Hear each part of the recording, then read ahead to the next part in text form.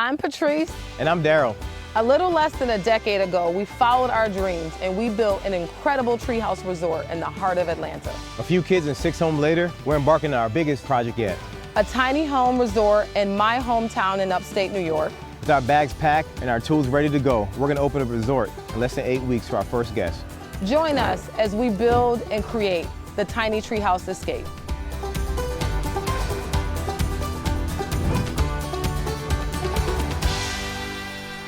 Previously on the Tiny Treehouse Escape. We are on our way to Finland, y'all, to see our tree houses. Right now we are headed to the Lions High School to walk the hallways. We'll be starting construction today. Really exciting news.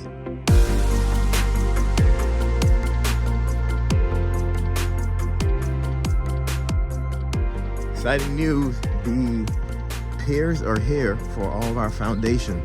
Really pumped right now. We can get this project going, get the thing started. Heading over to the truck right now to check out the shipment. We want to see what they got, what they have on it. I'm really excited. Let's go. We are here. We got our piers. They are right here. We got our piers.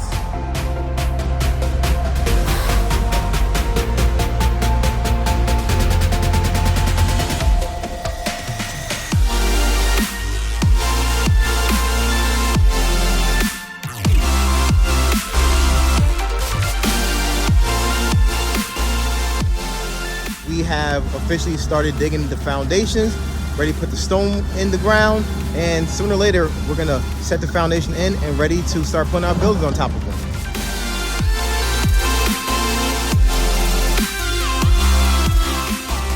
So when the shipment arrived, overall, I was really excited because I knew that now it's finally here.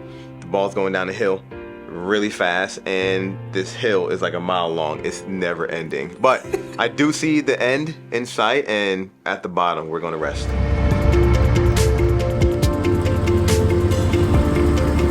So we have a team comprised of 4 guys, plus myself makes number 5.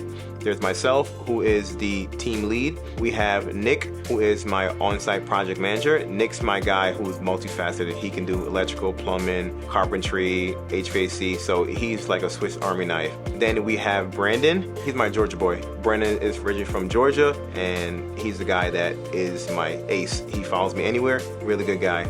Then we have Winsel. Winsel is a trained chef from Argentina. He's not a construction guy at all, but he makes up for an effort and just his common sense. He has tons of common sense. So Winsel, he's dangerous when it comes to being in the field.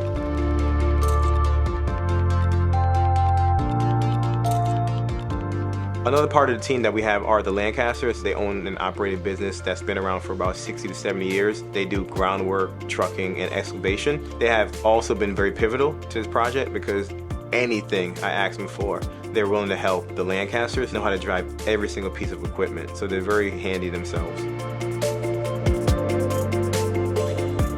Darrel has been my best friend since pretty much day one. I absolutely love working with him. I talk about him everywhere. Anybody that talks to me, I'd say, you've got to go on Instagram, the Atlanta Treehouse. This is my buddy's work. Like, I always promote it. So working with him is great. At work, you know, he's my boss, but after work, we're friends, and, you know, it's just a good relationship.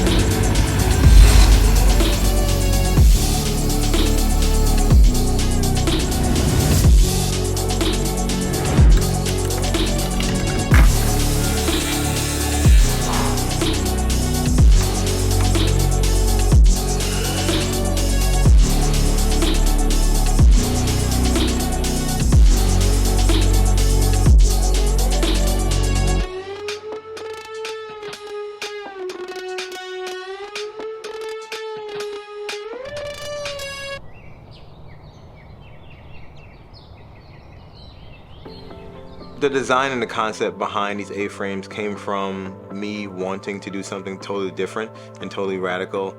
So the typical A-frame structure is typically just the right side, left side, which is the roof, and the front and the rear. They seem flat to me. So Patrice and I, we always wanted to do something different and do something more modern. So we just decided to do something, a stark contrast, and literally just put this cantilevered L-shaped massive window in there. One side of it is 10 feet, the other side of it is 5 feet. So that's what differentiates our A-frames than other people, and it's our signature for Maxam hotels. And I think another element is we wanted to have raised structures that while they're not built attached to a tree, they'll be meandered and amongst the trees. And so that was another piece that we were challenged on, but we felt pretty passionate that that was an element we wanted to keep.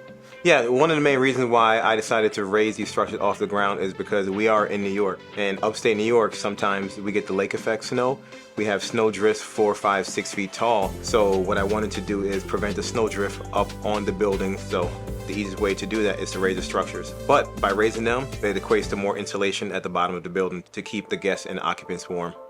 So these structures are made up of a material called cross-laminated timbers, CLT for short. So these members are screwed together. It's almost like a jigsaw puzzle. So based off our design, you screw them together with massive screws that are some 12, 15 inches long. We will absolutely operate in 4 seasons, leaning into the winter months in New York State. During the winter months, we are expecting to have the same occupancy as we do in the fall and summer months. We also have curated experiences and have partnered with local businesses to make sure that our guests that are traveling in the winter have just as much of an amazing time. But then fall is another incredible time in upstate New York. And then summer, obviously, with Sodas Point being right down the road. So we will absolutely operate 4 seasons.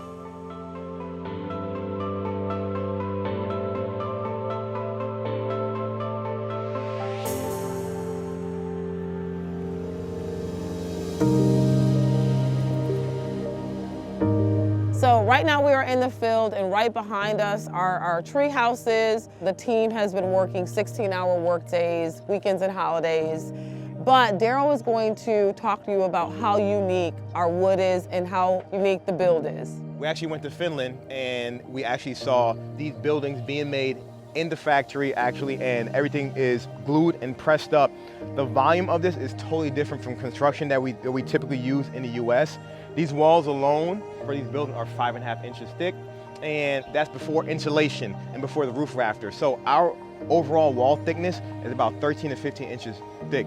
In the US, our walls are 2x4, so they're 3.5 inch studs, roughly, drywall and everything packed on. We're talking about 6 inches, the max, you know? Here, we have a volume of 13 inches, insulation value, insane. Our value is way up there. Each of these panels weigh roughly 600 to 1,000 pounds. And what we have to do is hoist them up safely, of course, and get them into the sky, pick them up, and lower them. Just a lot of communication, a lot of effort from the team just to make sure that we're all in sync. Let's go check out the inside.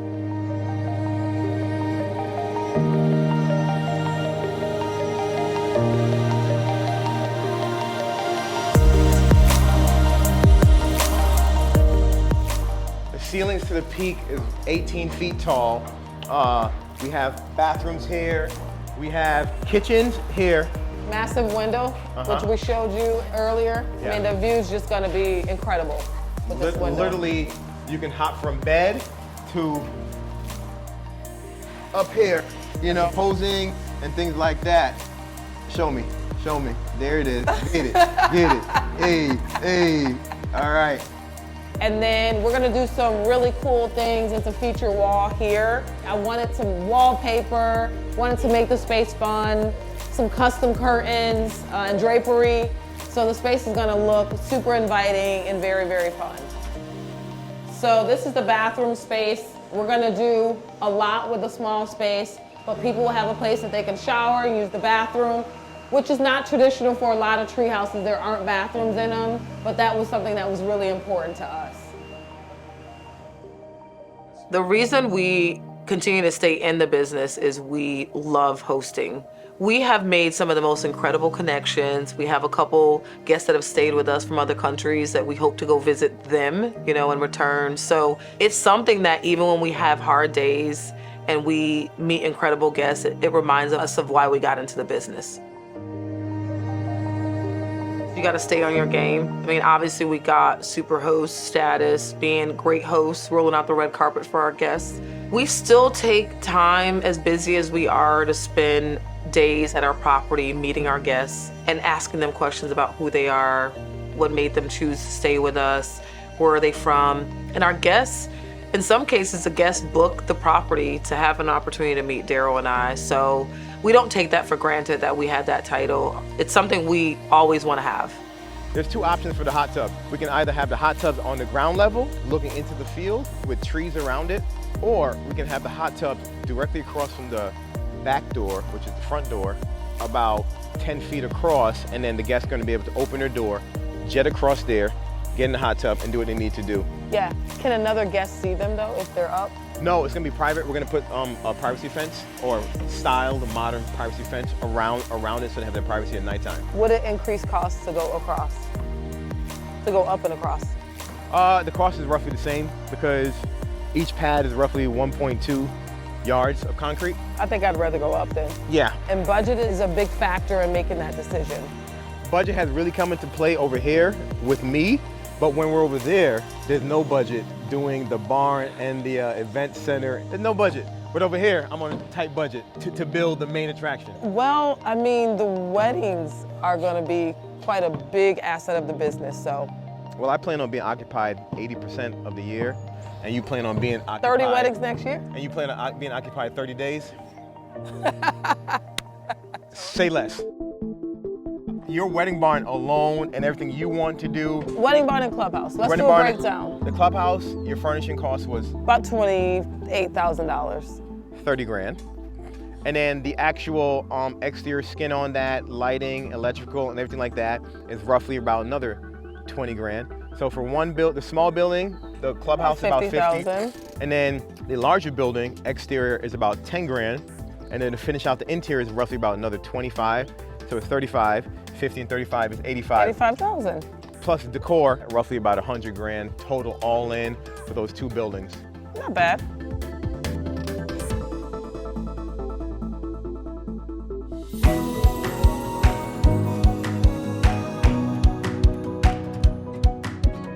We started off taking risks. Darrel went to a tiny house festival and came back and wanted to build a tiny house. We didn't have the finances to purchase the tiny house, which was $65,000. So we took an extremely high interest rate loan, and we took a chance on ourselves saying, we're gonna take this loan, we're gonna build something incredible, and we will pay it back in 18 months or under.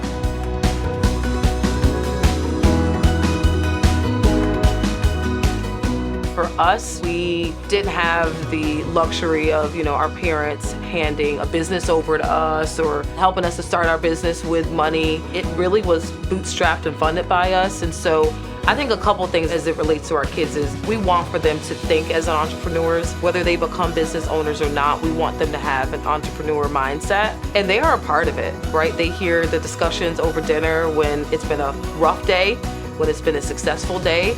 Our girls can give you tours of our tree houses better than we can now. They understand that mom and dad are building something for them and future generations.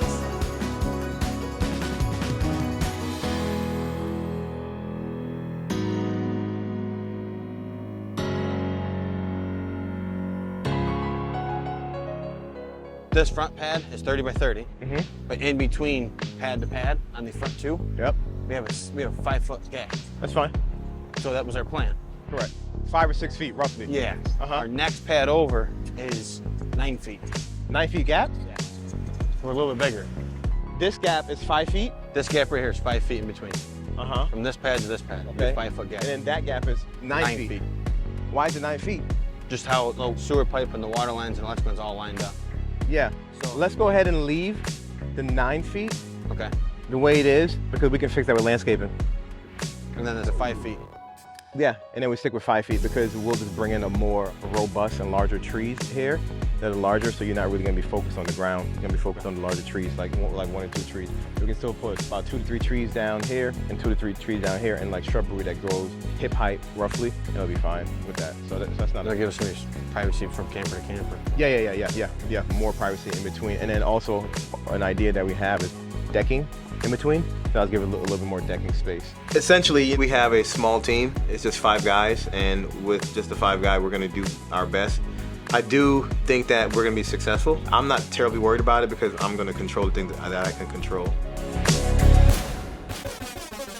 So from here all the way back to the tree line, we have like an additional 25 to 30 feet. Correct. So what do you think we could do back here? All the way down? We're gonna grass seed everything. Uh-huh. So, I mean, ideally, you could do a walking path here. Cool. Okay. We could probably put picnic tables through cornhole boards here. Yeah, that's a good idea. Yeah, I think it'll work. My main mantra is all problems can be solved. So at the end of the project, that's when I'll rejoice, when I can sleep until 7:30 one day, you know? That's my celebration.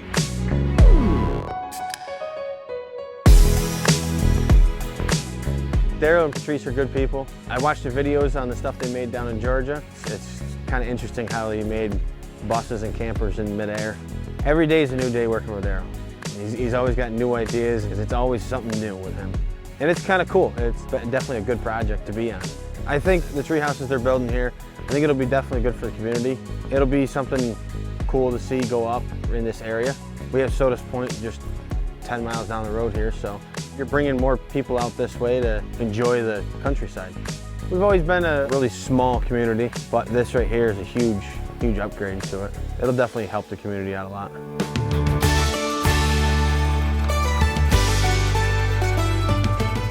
I think the local community is going to be really excited about this.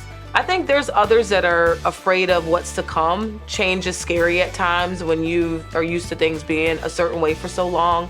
But I think it's also going to bring agritourism. So a lot of the farms that are here, we want to partner up with the local businesses. So I think as a whole, it's going to be positive.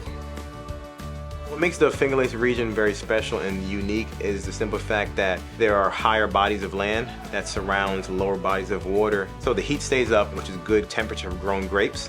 But then the lower areas is also good because the body of water keeps it very warm. So for longer periods of time, they have the ability to grow grapes here. Very fertile soil, glacier areas that's torn through the land that has created scars that have been filled by water, of course, and it looks like fingers. So Finger Lakes.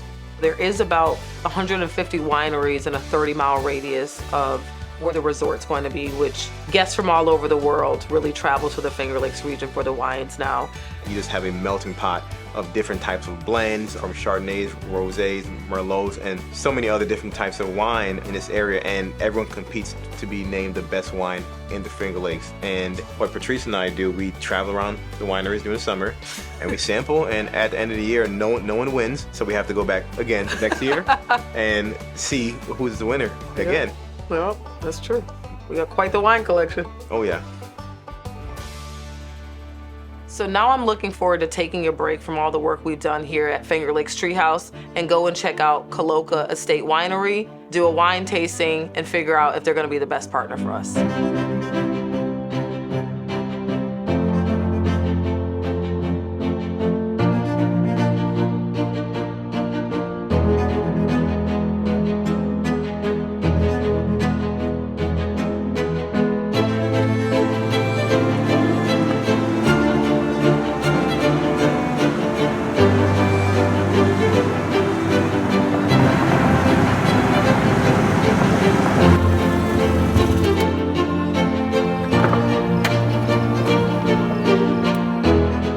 Coloca Estate Winery is located in Fairhaven, New York. They are situated about 25 minutes from the Finger Lakes Treehouse, and they are a winery that offers weddings, events, wine tastings, and live music.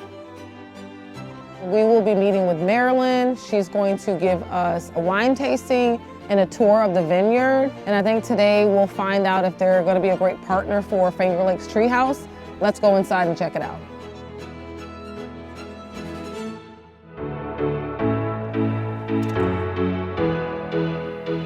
Good afternoon. Welcome to Coloca. Hey, thank you. You joining us for wine tasting? Absolutely. We can't wait to see what you have. You can step up to the bar right here.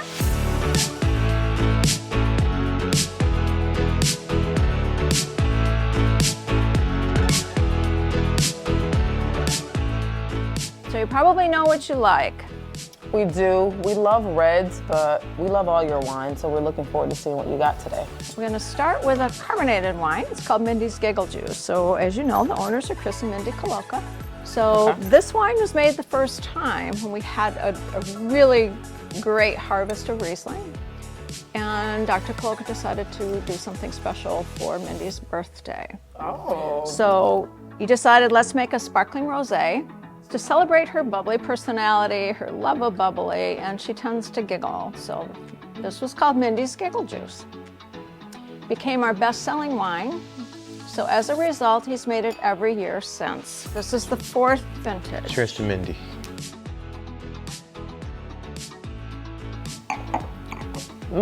That's good. This is considered a rosé, though? This is a rosé. So the next one we're going to try is the Chardonnay. I love a Chard. So this is the 2020 Chardonnay. This wine aged in 100% New French oak. You get the stone fruit. You're going to get a hint of coconut, which is really unusual. Hey, by the way, when your wine's sitting there, I seen it on the movie. You're supposed to swirl it like this. Oh, you saw that in the movie? Just a movie. Oh. Get fancy now? Make sure you put your pinky up. So I actually think that would be a great fit for the property because during the summer, I seem to just lean in on Chardonnays, and I don't drink a lot of white wine. So I think that'd be a great fit. And this is a great wine to cook with as well. Okay. And we are gonna have kitchens in every single unit, so. And our private chef dinners. So. Correct, yeah, correct. Based on the 2 wines you've tried, which one would you think would be a good fit? I actually think the first one is the best fit because just the name. Yeah. Giggle Juice. It's just fun, bubbly. It's The our name best-selling wine. Yeah. People love it. For sure. So now we're going to taste the Pinot Noir.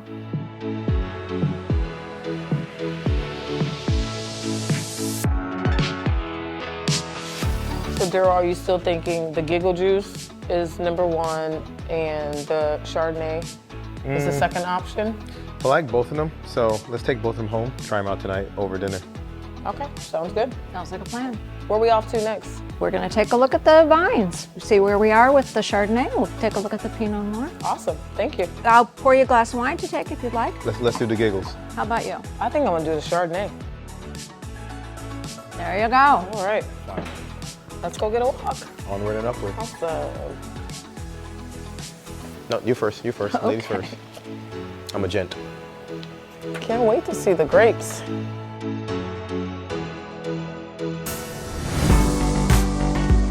Out here, we have 3 different grapes. On that side of the drive, we've got Riesling, and there's 8 acres of Riesling. Wow. Up towards the road, you'll see Pinot Noir. And then as you get closer, there's Chardonnay. And then this also is the Chardonnay block. Okay. These vines, they grow, and then you guys are gonna wire them along here to kind of stretch them. Right. So as they start expanding, then they get tied. So this will grow into, that's the grapes? Yeah, you know, where the little flowers and buds, Yeah. there will be grapes growing from there. That's incredible. This is really cool. Yeah. Because I love wine and drink a lot of it. As do I. Wow. Drinking wine is what I do for a living now, right? Yeah, absolutely.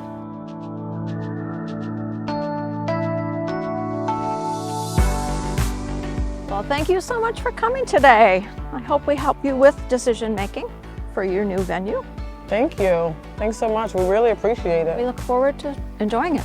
Yeah. Absolutely. You guys are, for me, you guys are top of my list. The Giggle Juice is what got me. Absolutely. Awesome. Thanks so much, All right. Marilyn. Okay. All right, thank you, Marilyn. Thank Have a you good so evening. much. Take care. All right. All right, bye-bye.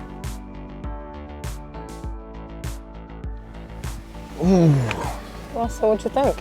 I really like this winery. You know, I'm an entrepreneur by trade, and of course, you have tons of ideas, so I think that you and I, we have a lot to bring to them, Yeah. but they even have even more to bring to us, you know? I think it's a match made in heaven. What wines did you think tasted the best to you? Honestly, I know that we came here with the thought in mind to have 1 bottle, but I do think the Giggle Juice reigns supreme. Yeah. But the Chardonnay, during the summer, there's a lot of Chardonnay drinkers, so I actually think I walked away feeling like there's 2 winners, the Chardonnay and the Giggle Juice Rosé. I agree, and then we can probably do the red blend towards autumn, September, rolling back into winter because, you know, when our guests are sitting right outside, wood-fired hot tub, a glass of red, classic. Absolutely. Yeah. I Awesome. agree. Yeah. Cheers. So my experience at Coloca Estate Winery was pretty incredible. I love wine, but also I love the hospitality that Marilyn showed us, giving us a tour of the vineyard. I also love their wines as well, and so I'm looking forward to a growing partnership with them as well so that we can offer those wines to our guests. They'll also be one of the wineries that's going to be at our grand opening, so I think that's going to be pretty incredible for our guests and everyone that comes out to be able to enjoy their wines as well. My favorite wine from Coloca Estate Winery is Giggle Juice. I love the taste, but I love the story behind it. The owner making it for his wife because it was her birthday. That is a pretty fantastic story. Yeah. Step your game up. Well. Do you see what I'm building out there? Next time on the Tiny Treehouse Escape. Put it down! We are starting to feel a little bit of the pressure with the timeline now. He's the gas, I'm the brakes. I gotta keep us on budget. I don't think I'm gonna make it to finish this job.